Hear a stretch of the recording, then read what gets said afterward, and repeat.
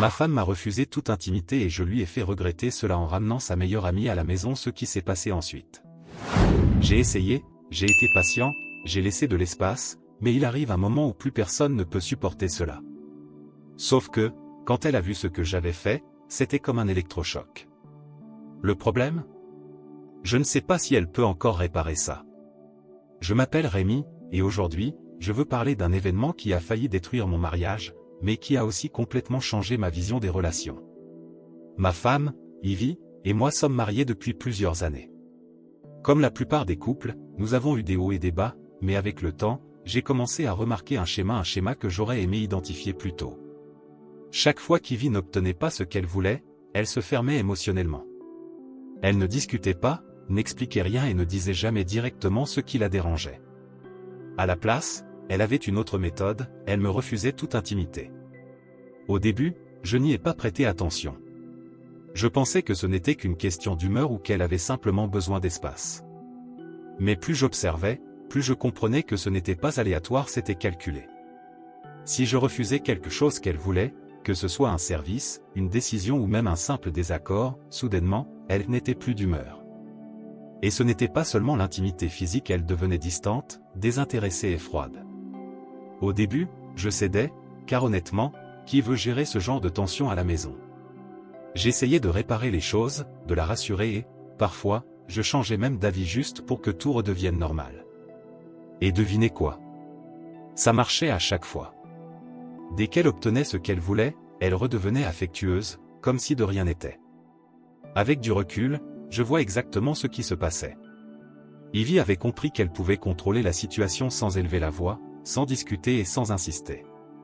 Tout ce qu'elle avait à faire, c'était me faire ressentir que je risquais de la perdre.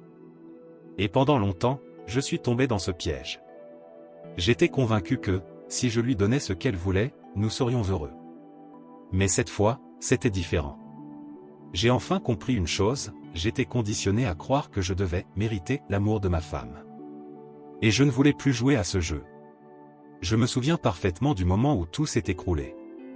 Ivy parlait depuis des semaines d'un sac de luxe, une édition limitée, hors de prix, qui, selon elle, était une nécessité absolue. Ce n'était pas juste un caprice, elle en parlait comme si c'était quelque chose qui lui était dû. Je n'ai jamais eu de problème à faire des cadeaux à ma femme quand je le pouvais, mais la façon dont elle agissait, comme si c'était une obligation pour moi de lui offrir, me dérangeait profondément. Un soir, nous étions assis dans le salon et elle m'a encore montré le sac sur son téléphone, pour la 100e fois. « Chérie, mon anniversaire approche. C'est celui-là que je veux. » Sa voix n'était ni joyeuse ni impatiente, mais ferme, comme si elle scellait un accord. J'ai regardé le prix. Ce n'était pas impossible, mais ce n'était pas non plus une somme que je pouvais dépenser à la légère. « Ivy, je sais que tu veux vraiment ce sac, et je vais te l'acheter, mais pas tout de suite, ai-je répondu d'un ton neutre, pour ne pas paraître indifférent. Je pensais que c'était une réponse raisonnable. Je ne disais pas « non », juste « pas encore ». Mais pour Ivy, « pas encore » signifiait « jamais ».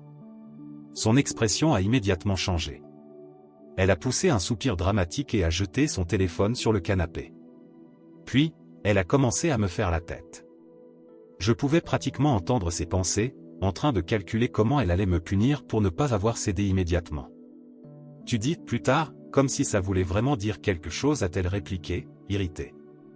J'ai haussé les épaules, restant calme. Bientôt, Ivy. Je dois juste régler quelques autres choses d'abord. Mais ce n'était pas suffisant pour elle. Laisse tomber. Elle a marmonné, avant de se lever et de partir dans la chambre. Je suis resté assis un moment, regardant la télévision éteinte, me demandant comment nous en étions arrivés là. À quel moment chaque conversation était-elle devenue une bataille? À quel moment le compromis s'était-il transformé en contrôle? Ce soir-là, après ma routine habituelle, je me suis couché à côté d'elle. D'ordinaire, je passais mon bras autour d'elle ou je la rapprochais de moi, rien de plus, juste un geste naturel entre mari et femme. Mais au moment où je l'ai touchée, elle s'est éloignée. Non? Elle a dit froidement. J'étais surpris. Quoi? Je n'ai envie de rien, a-t-elle clarifié, comme si j'avais fait quelque chose d'inapproprié. Je n'avais même pas tenté quoi que ce soit d'autre qu'un simple contact. Mais c'était intentionnel. C'était une punition. Je voulais juste te prendre dans mes bras et je dis, gardant mon calme. Eh bien, moi, je n'ai pas envie que tu me prennes dans tes bras. Elle a répondu sans même me regarder. Je suis resté allongé là, fixant le plafond, sentant quelque chose changer en moi. J'avais déjà vu ce schéma auparavant, chaque fois que je ne cédais pas à ses caprices, elle devenait froide, silencieuse, et maintenant, elle me rejetait même physiquement. Et à chaque fois, c'est moi qui finissais par céder, par m'excuser, par essayer de réparer les choses. Mais cette fois, non. Cette fois, je n'allais pas faire semblant de ne pas voir ce qui se passait. Je n'allais pas quémander son affection comme un enfant ayant mal agi. C'était intentionnel. Et, pour la première fois, j'ai pris une décision qui allait tout changer. Au lieu de gaspiller mon énergie à essayer d'attirer son attention, j'ai décidé de la consacrer à moi-même. Dans les jours qui ont suivi, j'ai commencé à remplir mon temps avec des choses que j'aimais autrefois, mais que j'avais laissées de côté. La guitare qui prenait la poussière dans un coin. Je l'ai reprise. Les livres que j'avais abandonnés à moitié lus, j'ai recommencé à les lire. J'ai même repris le sport, non pas pour impressionner Ivy, mais parce que ça me faisait du bien. Si elle ne voulait pas me parler, tant pis. Si elle ne voulait pas être près de moi, tant pis. Je ne courais plus après elle. Pour la première fois depuis longtemps, je n'essayais pas de réparer quoi que ce soit. J'ai juste laissé faire. Le changement s'est fait naturellement. J'en avais tout simplement assez de donner toute mon attention à quelqu'un qui ne me donnait que le strict minimum quand ça l'arrangeait. Alors, quand ses amis étaient là, je ne me suis pas retenu. J'ai continué à être le même gars charismatique, drôle et engageant que j'avais toujours été, mais cette fois, je ne réservais plus cette énergie uniquement à Ivy. Quand ses amis venaient nous rendre visite, je faisais en sorte de participer aux conversations, au lieu de rester en retrait comme avant. Si l'une d'elles changeait de coiffure, je le remarquais et faisais un compliment. Si quelqu'un racontait une blague, je riais et ajoutais quelque chose de drôle. Je maintenais le contact visuel, j'écoutais attentivement, je réagissais, je posais des questions et je montrais un intérêt sincère. Et devinez quoi? Elle répondait. Elle riait à mes blagues, engageait la conversation avec moi et appréciait réellement ma compagnie. Lors des événements sociaux, j'ai cessé de rester dans l'ombre d'Ivy et, au lieu de cela, je suis devenu naturellement le centre d'attention. Ce n'était pas forcé, j'étais simplement présent, je faisais en sorte que les gens se sentent bien et appréciés, et en retour, ils étaient attirés par moi. Et Ivy l'a remarqué. Elle n'avait pas l'habitude de me voir ainsi, aussi à l'aise, aussi naturellement engageant. Elle n'avait pas l'habitude que je ne la cherche pas, que je ne cherche pas son approbation ou que je n'attende pas qu'elle décide quand je méritais de nouveau son attention. Pour la première fois depuis longtemps, je ne courais plus après elle. J'étais juste moi-même. Et soudain, cette version de moi est devenue très demandée. Ivy avait toujours eu confiance en sa capacité à tout contrôler. Mais cette fois, j'ai déplacé mon énergie ailleurs, et elle ne l'a pas tardé à le remarquer. Au début, elle ne s'en est pas inquiétée. Elle devait sans doute penser que j'attendais simplement qu'elle décide à nouveau quand j'étais digne de son affection. Mais quand elle a vu que je me connectais naturellement avec ses amis, quelque chose a changé. Ses amis l'ont remarqué aussi. Elles ont commencé à passer plus de temps autour de moi, à plaisanter, à m'inclure dans les conversations et, parfois, à me parler directement, sans passer par Ivy comme elles avaient l'habitude de le faire. Et c'est ça, plus que tout, qui a pris Ivy par surprise. Un soir, nous étions à une petite réunion chez un ami commun.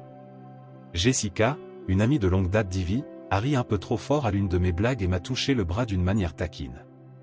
Ce n'était rien de sérieux, mais c'était suffisant pour qu'Ivy se tende. Puis, une autre amie, Mélanie, a souri et a dit « Comment se fait-il que ton mari soit aussi drôle ? J'ai l'impression de ne jamais avoir vu ce côté de lui. » Ivy n'a rien répondu, mais elle écoutait attentivement. Et ça n'a fait qu'empirer. Une autre amie, Vanessa, a donné un coup de coude à Ivy et a plaisanté. « Ma fille, si un jour tu te lasses de lui, envoie-le-moi. » C'était clairement une blague, mais Ivy n'a pas ri. Dans les jours qui ont suivi, Ivy est devenue plus attentive. Je l'ai surprise en train de m'observer lors d'événements sociaux, analysant chaque conversation, chaque sourire, chaque rire. Une nuit, je suis entré dans notre chambre pour récupérer quelque chose et je l'ai trouvée assise sur le bord du lit, mon téléphone en main. Elle ne m'a même pas remarqué entrer. Mais quand elle a réalisé ma présence, elle a rapidement posé le téléphone sur le côté, comme si elle n'avait rien fouillé. Le plus drôle? Il n'y avait rien à trouver. Je n'avais rien fait de mal. Mais le simple fait qu'elle ait ressenti le besoin de vérifier disait tout ce que j'avais besoin de savoir. Elle était en train de perdre le contrôle, et elle en était consciente. Sa frustration n'a fait que grandir. Plus elle essayait de trouver quelque chose de suspect, plus elle s'agaçait de ne rien découvrir. Je ne la trompais pas. Je n'agissais pas derrière son dos. Et cette réalité la rongeait de l'intérieur. Un soir, je suis rentré du travail et elle était habillée différemment. Au lieu de son habituel jogging et de son t-shirt ample, elle portait une robe moulante qui mettait parfaitement en valeur ses courbes. Ses cheveux étaient coiffés et son maquillage léger, mais impeccable. Elle n'allait nulle part. Elle était simplement à la maison. Mais il était évident qu'elle voulait être remarquée. Puis, sont venues les conversations sorties de nulle part. Soudainement, Ivy faisait des efforts pour me parler à nouveau, me demandant comment s'était passée ma journée, riant de choses qu'elle ignorait auparavant et lançant même quelques compliments ici et là. « Tu es très beau ces derniers temps », m'a-t-elle dit un jour en dressant la table du dîner. Je me suis contenté d'hocher la tête et de la remercier, gardant une réponse neutre. Dans le passé, j'aurais vu cela comme une invitation à me rapprocher d'elle. Mais cette fois, non. Je savais exactement ce qui se passait. Elle testait les os, essayant de voir si j'allais mordre à l'hameçon et retomber dans le même cycle où elle décidait quand j'avais droit à de l'attention et quand je n'en avais pas. Puis, quelque chose qui n'était pas arrivé depuis longtemps s'est produit, elle a recommencé à cuisiner mes plats préférés. Au début, je pensais que c'était une coïncidence, mais après la 3e fois en une semaine, il était évident qu'Ivy n'était pas du genre à devenir soudainement une épouse attentionnée sans raison. Avant, elle ne faisait ce genre de choses que lorsqu'elle voulait quelque chose en retour. Mais je ne mordais pas à l'hameçon. Je continuais à lui parler, à m'asseoir à table pour dîner, à répondre quand elle s'adressait à moi, mais je ne me comportais plus comme quelqu'un désespéré par son affection. Et, pour la première fois, elle semblait comprendre ce que c'était que d'être de l'autre côté de la dynamique de manipulation qu'elle avait elle-même instaurée. Mon attention n'était plus quelque chose qu'elle pouvait exiger à sa guise. Désormais, c'était quelque chose qu'elle devait mériter. Elle redoubla d'efforts. Elle riait à mes blagues, même à celles qui n'étaient pas drôles. Mais je voyais clair dans son jeu. Elle essayait de provoquer une réaction chez moi, voulait que je reconnaisse ses efforts pour avoir l'impression de reprendre le contrôle. Mais je tenais bon. Pour la première fois, c'était elle qui paraissait incertaine. Un jour, j'étais assis dans le salon, occupé sur mon téléphone, quand elle entra et s'arrêta devant moi. « Ça me manque, comment c'était avant ?» dit-elle d'une voix basse, mais pleine de sens. Je posai mon téléphone et la regardai. Je ne dis rien. J'attendis simplement. Elle prit une profonde inspiration, ses doigts s'agitant nerveusement, comme si elle luttait pour trouver les bons mots. J'ai l'impression qu'on est distant. Je gardai mon expression neutre, sans prononcer un mot. Je voulais voir où elle voulait en venir. Finalement, elle s'assit à côté de moi, les épaules tendues. « On peut parler ?» C'était le moment. Celui que j'attendais. Le moment où elle admettait enfin que quelque chose n'allait pas, qu'elle avait joué à un jeu trop longtemps et qu'elle en avait perdu le contrôle. Je n'allais pas le lui reprocher. J'avais juste besoin d'être honnête. Je soupirai, me penchant en avant, les coudes appuyés sur mes genoux. « Je t'aime, Ivy », dis-je d'une voix calme et posée. Mais j'en ai fini avec ces jeux. Elle me regarda, son expression indéchiffrable, mais je savais qu'elle écoutait. Qu'elle écoutait vraiment. Si tu veux de l'affection, il faut qu'elle soit sincère, poursuivis-je. Pas quelque chose que tu distribues quand tu obtiens ce que tu veux.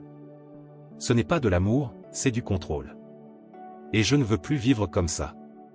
Elle ouvrit la bouche, comme si elle allait répliquer, mais aucun son n'en sortit. À la place, elle baissa les yeux, entremêlant ses doigts sur ses genoux. Ce mariage ne devrait pas être une question de contrôle, ajoutai-je, d'une voix plus douce mais toujours ferme. Si tu veux être heureuse avec moi, on doit arrêter de se traiter comme des adversaires. Je ne suis pas ton ennemi, Ivy. Je ne l'ai jamais été. Le silence tomba sur la pièce. Pour la première fois depuis longtemps, nous n'étions pas en train de jouer un rôle, pas en train d'attendre stratégiquement le prochain mouvement de l'autre. Nous étions simplement deux personnes assises face à la vérité. Elle hocha lentement la tête, relâchant un souffle comme si elle retenait sa respiration depuis des jours. J'ai compris, murmura-t-elle. Et, pour la première fois depuis longtemps, je la crus vraiment. J'ai commencé à remarquer des changements dans son comportement. Elle ne se contentait plus de porter de jolis vêtements ou de préparer mon plat préféré pour me plaire. Elle essayait vraiment. Je l'ai remarqué dans les petits détails en premier. Elle me demandait comment s'était passée ma journée, non pas par simple formalité, mais parce qu'elle voulait réellement savoir. Elle avait cessé de lever les yeux au ciel quand je disais « non » à quelque chose. Au lieu de cela, elle demandait pourquoi et écoutait réellement ma réponse.